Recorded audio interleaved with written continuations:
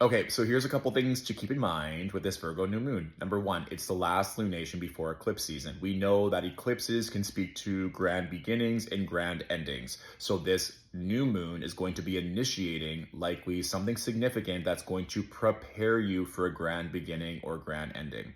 Secondly, we know that this Virgo new moon is making a very tight square to Uranus in Gemini. So both the sun and moon in Virgo are making a square to Uranus in Gemini.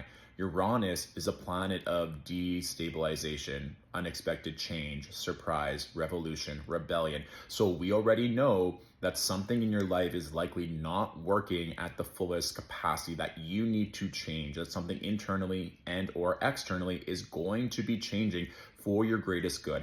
And that change might be really challenging because you know it's going to end something that you don't have control over, or that you are afraid of what is going to be on the other side. But it's at this point now where you really can't avoid it. And it's also in your greatest good to do so we can move on with the plot, get to the next chapter sort of thing. We also know on Monday, Venus is ingressing into Leo, making that opposition to Pluto. So we know with regards to relationships, our values, what we want to connect with is also going through a death and rebirth. So no matter how we look at this, there's going to be some kind of destabilizing energy, some force of change that is meant for you. So if you're even feeling called to have certain conversations, to go inward, to do some of this healing, please trust that hunch, trust that intuition.